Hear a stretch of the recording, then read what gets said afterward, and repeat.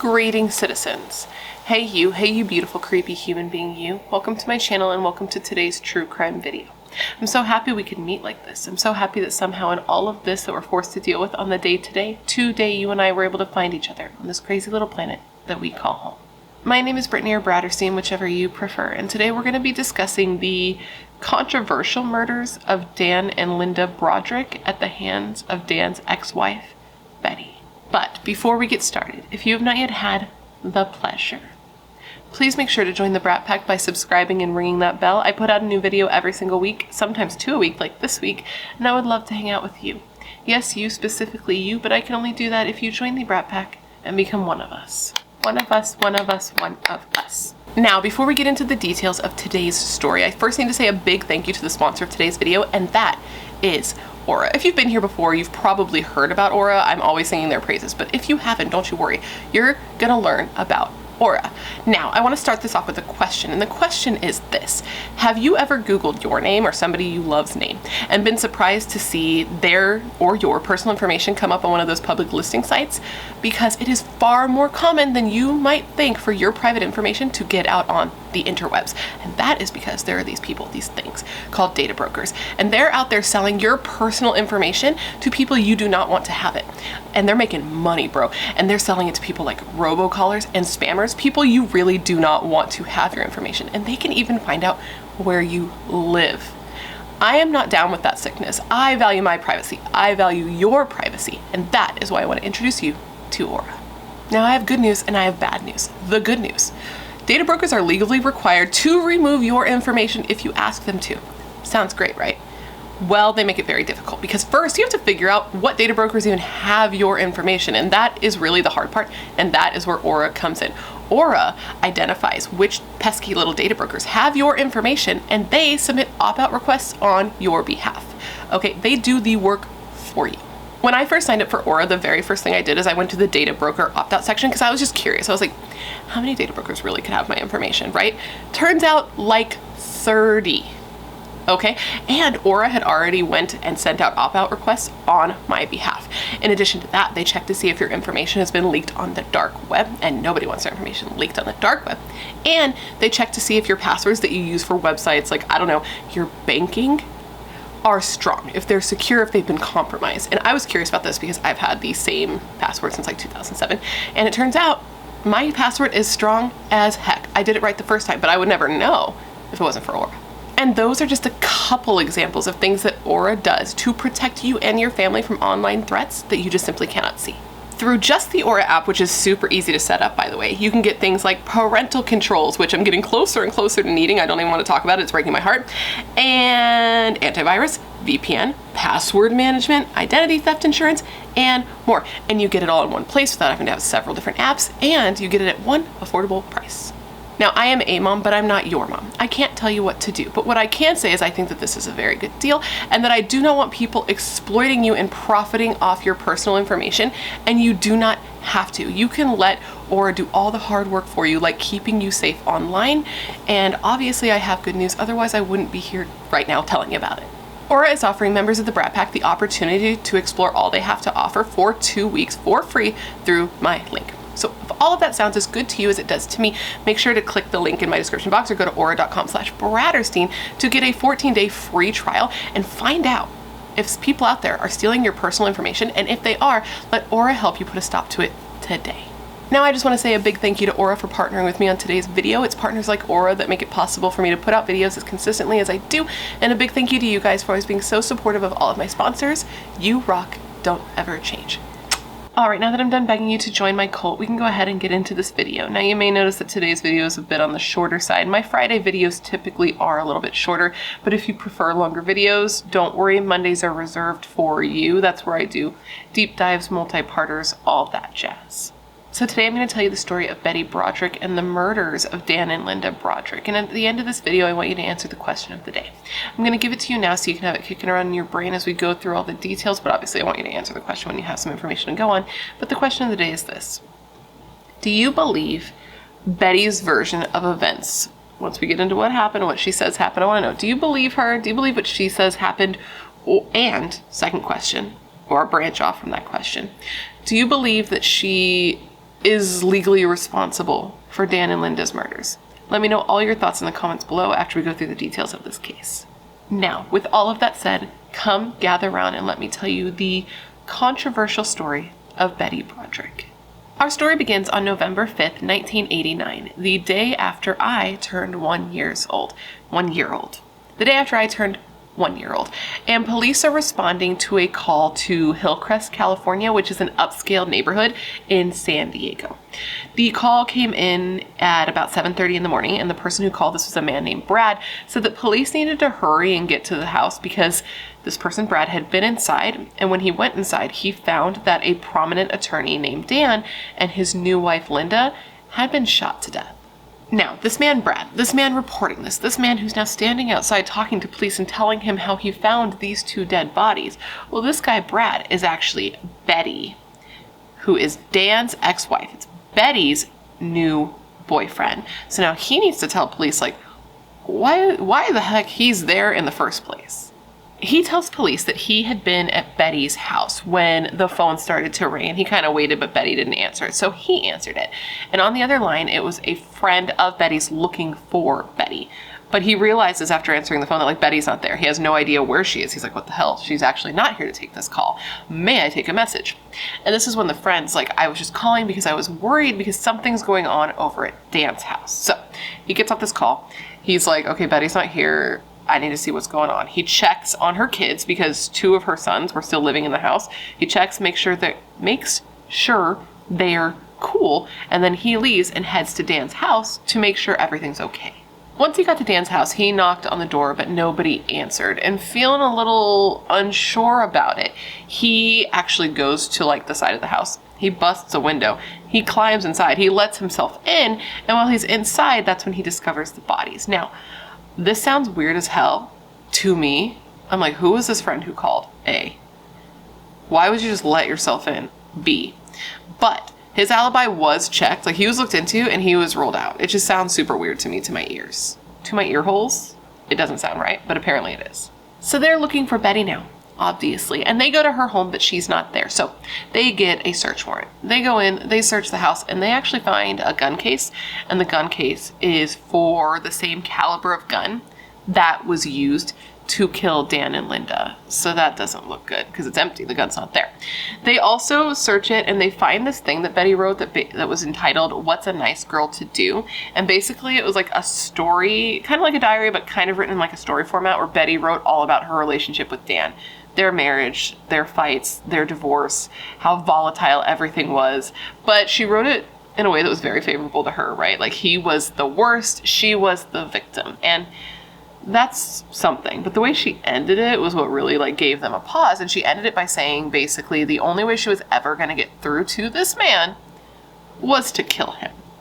So police are now thinking that maybe Betty killed him. Anyways, they end up finding Betty's car, and Betty's car is parked at Betty's daughter's house, but Betty is not there. But they look in the car, and inside the car is her purse. And inside her purse is a gun. This case garnered a ton of attention, both locally and nationally, and it was all over the news that Dan and Linda had been murdered, that Betty was the one that they were looking at for the murders, but that she couldn't be found. So I guess Betty got wind of this, and so she actually showed up at the police station with her attorney. But she was refusing to talk. She's like, I'm here.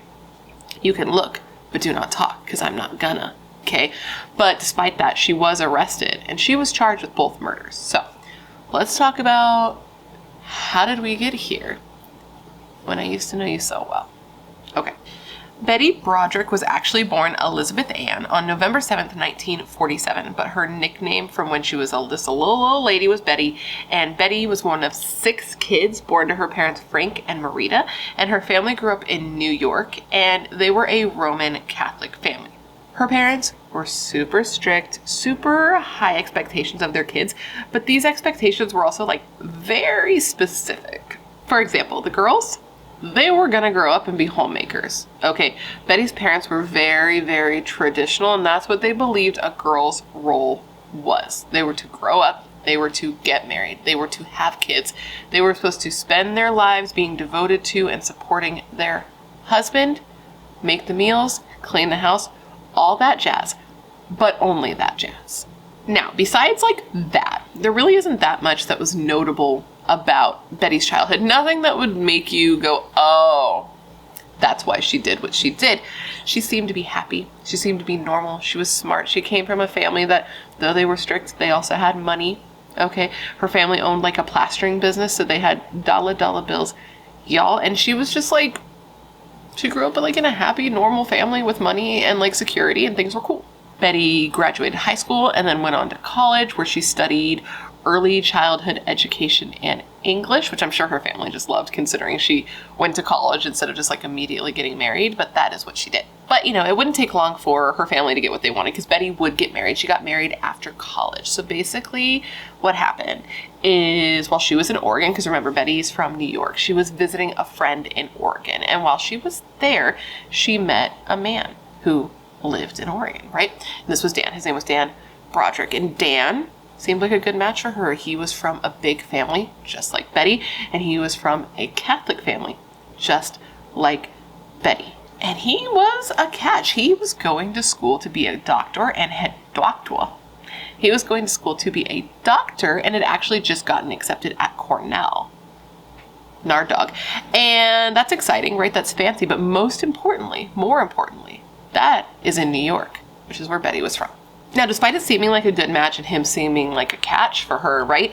When he first asked her out, she actually turned him down. He actually had to ask her out a second time to get her to agree to go out with him. But after she went out on their very first date, she was already in love. Like, it was like this immediately. So they dated, they got married in April of 1969, and immediately after getting married, they became pregnant. They'd go on to have their first baby, which was a little girl that they'd named Kim. And after that, they would go on to have 4 more children, 5 kids. Fuck me, absolutely not. But it's actually really sad because they only ended up raising 4 kids, because one of their children that they had ended up dying shortly after being born, which I cannot even imagine that trauma. That's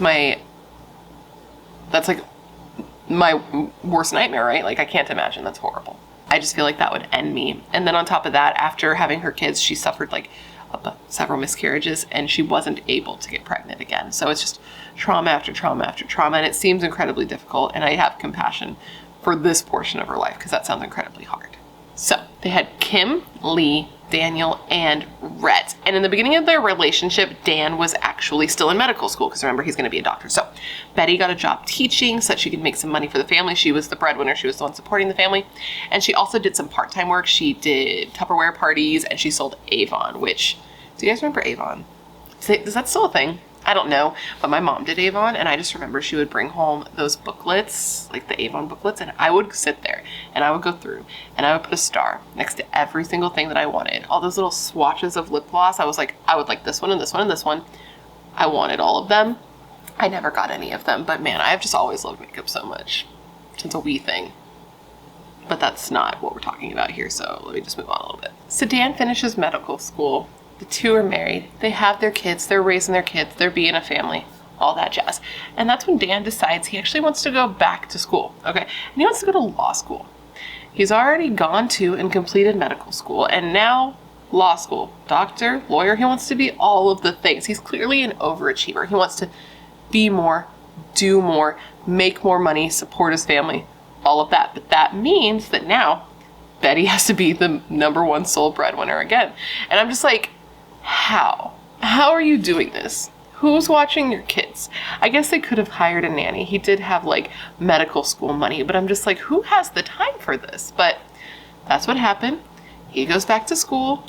She starts supporting the family. Anyways, Dan does it. He goes to school. He finishes school. He presumably passes the bar because he gets a job at a law firm where he's going to be working on medical malpractice suits, which is perfect for him, right? It combines all of his education from law school and the medical thing all in one. But this job is going to be in San Diego. Sunny San Diego, which is a bomb place, you know? Bomb food, bomb beaches. The thing was, Betty didn't really want to go. She wasn't super into it, but she would go, right? She would do whatever she had to do for her family, for her husband. This is how she was raised her entire life. So Betty, the kids, Dan, they all up and moved to San Diego from, I believe, Massachusetts is where they were living, if I remember correctly. Now that they're in San Diego and Dan has this job, he is making 3 figures, okay? They are making money. So Betty doesn't have to support them anymore. She doesn't have to take all these random jobs in order to do so. So her main job at this point is being a mother, being a wife, being a housemaker, being, you know, a neighborhood socialite. That's what she's into. That's what she's doing. All the neighbors knew her as this awesome woman, this awesome wife. Her and Dan were seen as this awesome couple. They had a ton of money, and Betty could literally spend whatever she wanted. They were part of a country club. You know what I mean? They were rolling in the dough. Things were good. But here's the thing. Betty was home all the time by herself, taking care of the kids. And though you have all the money in the world to spend, this can still be a lonely experience. It just can. Beautiful, fulfilling, euphoric, truly, but also very lonely, especially when your husband isn't home much, when your partner isn't home much, and Dan wasn't. She missed him. She missed her husband. She thought that once he had finished school, once she sat by and supported him through, you know, 2 careers worth of schooling, that he would have more time for her and more time for the family. But she was finding that that wasn't the case. He was always working. And when he wasn't working, he was going out with friends and coworkers and not being at home. At least this is what he's telling her he's doing. But she starts to get the suspicion after a bit of time that perhaps he is having an affair. And it only got worse when her husband, when Dan, hired an assistant, because he's a big attorney. He's a very busy man, and it's very, very, very common for attorneys to have assistants, legal assistants, paralegals. Hello, this is how I had a job for almost a decade. And so Dan hired one. Now, at first, Betty doesn't know who Dan's hired. All she knows is that he has hired somebody, and she's super stoked because she's like, yes, he'll have help. He can be home. This is awesome. But then she met tall, beautiful, 21-year-old Linda, and her mood changed a little bit. Betty met Linda at a cocktail party, and she heard Dan say that Linda was really beautiful. And really, Linda looked like a younger version of Betty. And so Betty's definitely feeling a bit uncomfortable, a bit insecure, all the things. Plus, she found out that Linda didn't really have a background in legal work. Like, she had been a receptionist, but not for an attorney, so she didn't know what to do. So, like, she'd have to be heavily trained, and this just seemed like an odd choice to Betty. But regardless, Dan kept Linda on, and this was the beginning of the end for Dan and Betty. So Betty starts to feel like Dan and Linda are having an affair, but she doesn't have any proof. She's never caught them in the act. It's just something that she can feel in her bones, like a lady knows, right? And she'd bring it up to Dan, and he would definitely lie and gaslight her a little bit. He'd be like, me? Absolutely not. I would never do that to you. That is not who I am. How dare you ask me? You know how men sometimes be doing. They do be saying things like this. I actually don't know about this from personal experience because I'm not going to get into my dating history, but it's not exactly extensive. But I've heard that men do be doing that sometimes. Now, though Betty hadn't actually caught him in the act yet, she had gotten close enough to catching them to know in her heart that it was true. Like, okay, on his birthday, she showed up at his office to surprise him because it's his birthday. She brought like roses and I think champagne, and she was going to show up and surprise him and take him out to dinner, and it was going to be real, real cute. But when she got there, he wasn't there. She went into his office and she found that there were like 2 champagne glasses and there was partially eaten cake, and it was just gone. So it was clear he'd been in there eating some cake and drinking some stuff with somebody that wasn't her. And so she asks like the other people in his office, like, where's Dan? And they tell her that he left early that day with his assistant. So that night she went home. She took his stuff, like his clothing and shit, and she set it on fire. Now, it turns out Betty wasn't the only one who was wondering if Dan and his assistant were having an affair. I guess, like, his coworkers at work, fellow attorneys, were wondering if there was something going on between Dan and his new, young, hot assistant. And I mean, there was, right? It's obvious there was something going on. Otherwise, you and I wouldn't be talking about it today. Turns out they were having an affair, and they had actually been having an affair even before he hired her, which is why she got the job. And it didn't take long after him hiring her and her being in the office all the time for them to just start being kind of like open about their relationship. Everybody knew about it except for Betty. Like, nobody would tell. Betty knew, but she didn't know. Nobody would tell her, but everyone knew, and it was just kind of messy. Now, this went on 4 years with him and Linda having like a full-blown relationship, not just an affair. Dan had become very successful with his work. He was well known, well respected, and well paid. So he and Linda even like bought a home together where he could go and like be with her, stay with her, and then go back to his family where his life was, waiting, like desperate to hold their family together. Betty even got Dan to go to couples counseling with her because she really wanted to do everything she could to make this work. But I mean, clearly it just wasn't. I guess, at least according to Betty, around this time, Dan also started being mean to her, like verbally abusive. He had definitely checked out of their relationship, and she says that he would make comments about her weight, her looks, so she would start to actively take steps to make herself more appealing to him, be a version of her that she thought would be more attractive to him. She'd do her makeup and try to lose weight, but it didn't seem to work, so she'd be hurt and mad, and he would be hurtful and mad, and the two would fight, and it would get intense, and they would do this in front of their kids, which is just like, no, man, this is when you cannot fight like that in front of your kids. I guess it got so bad that like their daughter even remembers at one point Betty picking up a stereo and just like chucking it at Dan in front of their kids. Like, you can't. Couples fight. You do it. Whisper fight in the kitchen when the kids aren't around. You wait till they go to bed. You can't fight like that in front of your kids. I'm not telling you how to raise kids, but I wouldn't do that, is what I'm trying to say. I won't do that. I haven't done that. Anyways, after years of everything just going downhill in the marriage and Dan having this relationship with Linda, he finally comes clean to Betty. He goes to her and he's like, okay, yes, I've been having an affair with my secretary. And not only that, I want to pursue that. I want to end this marriage and I want to go make an honest woman out of Linda. I want her to be my one and my only. So I want a divorce. And then he dips. He moves out of the house. He tells her, like, don't worry. I'm not going to leave you high and dry. I'm going to send you money. I'm going to take care of you, but I'm done. He then leaves the family home and starts staying in the home that he had got for Linda. Now, Betty is pissed. She had done so much to try to make their relationship work. You know, she tried to change herself. She tried to go to therapy, not to mention that she had supported him through schooling and helped him build himself up to who he was. And now for him to just dip and leave her for a younger woman, this was very hard for her. She could not let it go. And it would have been great if she could, because we wouldn't be talking today. But she couldn't. And she was gonna get pretty intense about it. And this is where, like, you probably feel bad for Betty. Maybe you'll feel less bad for Betty, because she starts doing some crazy shit, man. Like, okay, for example, a month before the murders, Betty finds out where Dan and Linda are living. She gets in her car. She drives on over. Okay. But when she reaches the yard, it's not funny, but it's ridiculous. She doesn't stop. She drives her car into Dan's front door. Just drives her car into his house. And he runs up and he's like, what the fuck, Betty? And that's when she pulls out a knife. Now, until this point, even I felt kind of bad for Betty. I was like, oh, poor Betty. But now I'm like, no, Betty, you've gone too far. Betty, this is some seriously unhinged behavior, Betty.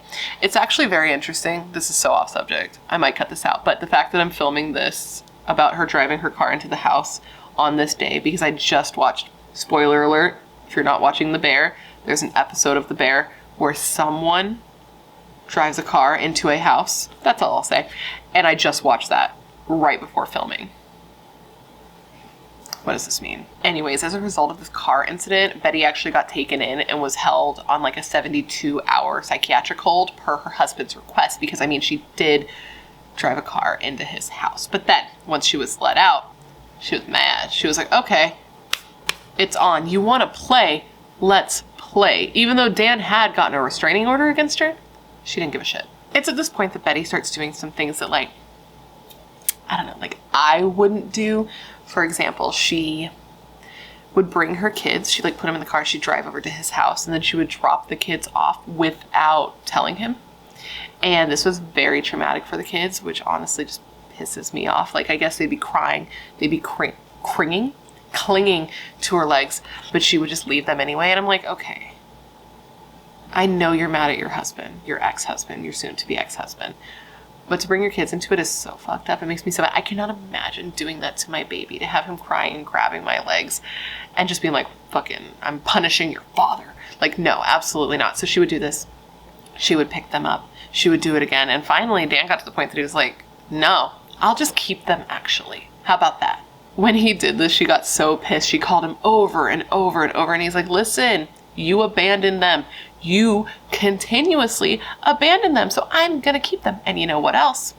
I'm going to stop giving you money because 2 reasons. 1, the kids aren't with you. So why am I giving you any sort of support? And 2, you're fucking crazy.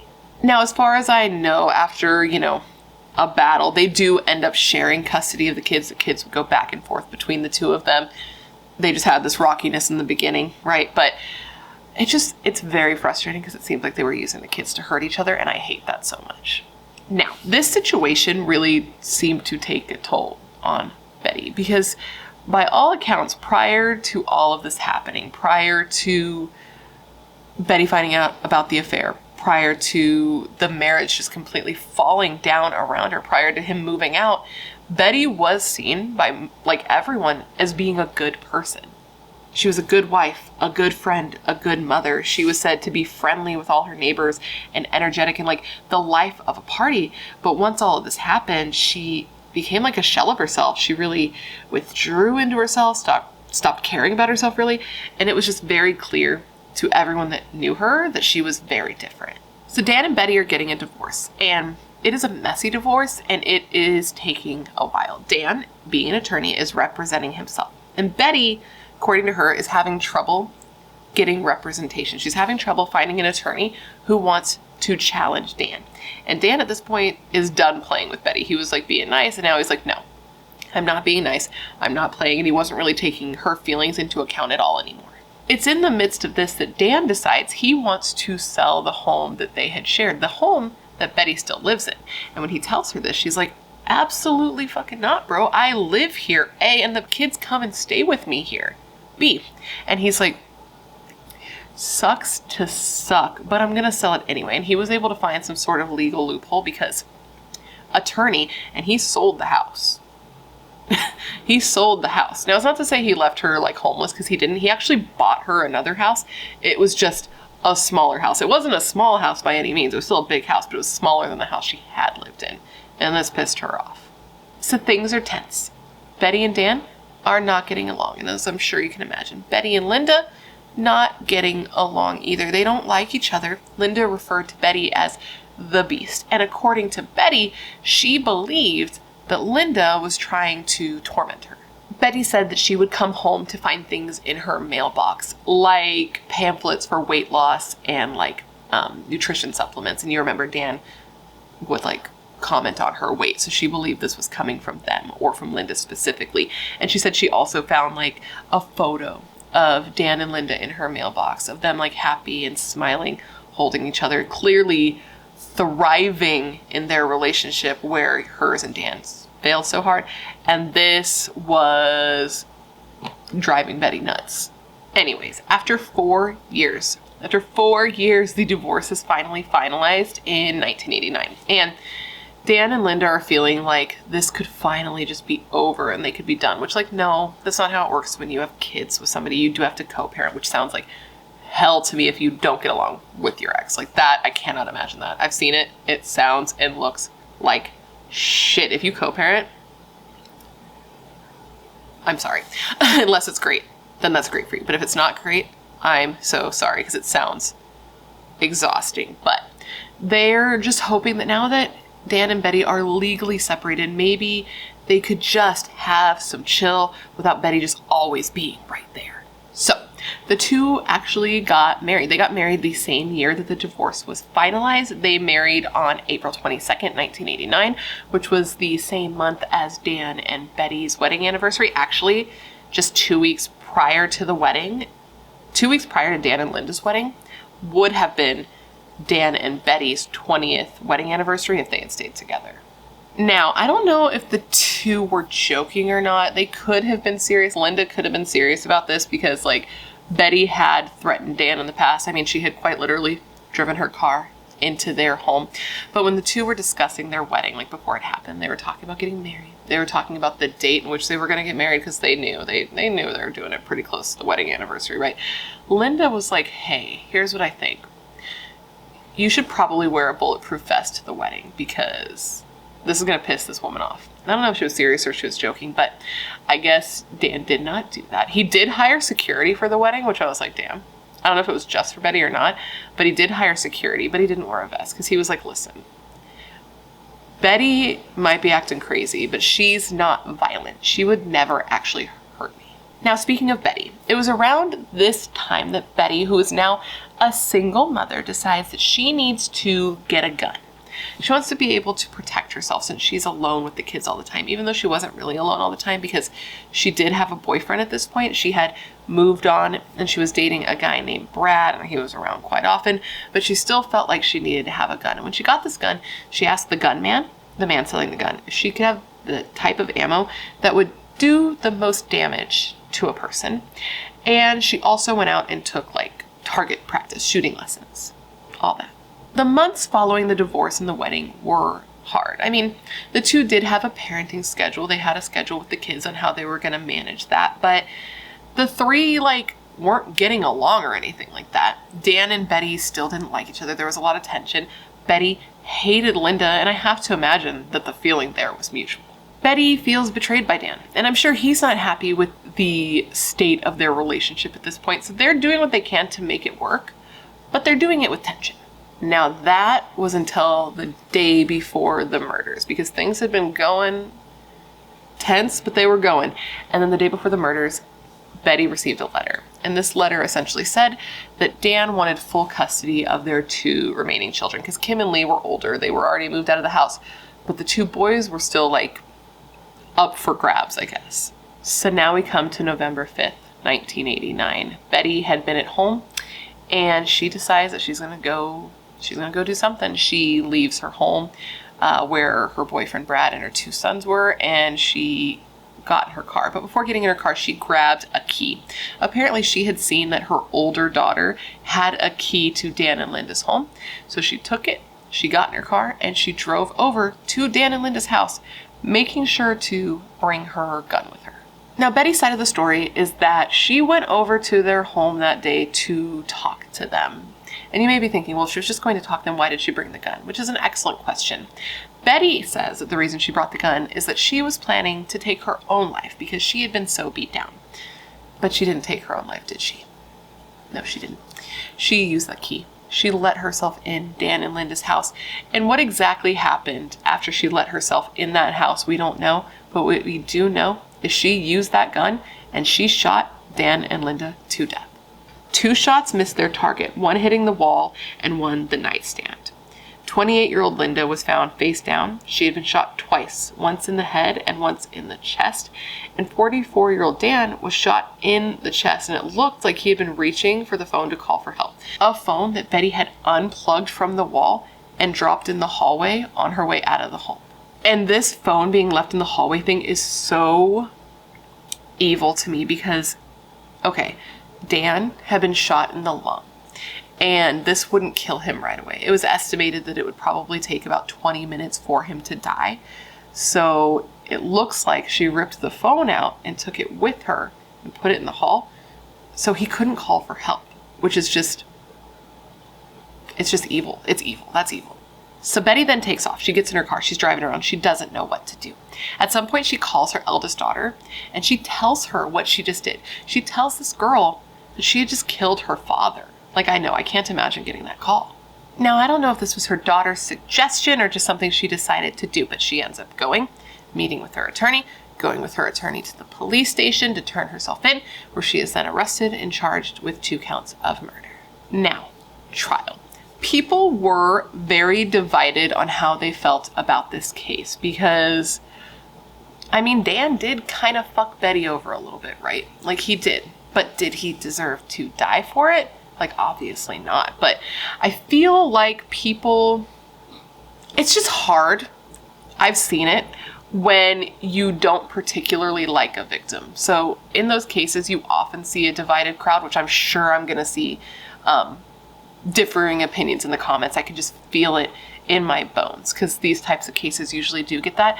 And it's worth noting that women killers almost always, in my experience, rather, my opinion, get more leniency than man killers. You see, anytime I'm watching something or listening to something, podcast, etc. I don't do that much anymore because I don't have time, but when I did, when it came to a woman who was killing somebody, you often heard more justifications, even in their upbringing, than you hear for guys. With the guys, we're like, fuck them, they killed their wives. But when it comes to a woman, we're kind of like, but look what he did. Like, it just is what it is. Like, okay, this was so split that Betty's and Dan's kids were even split on how they felt, half on their dad's side, half on their mom's side.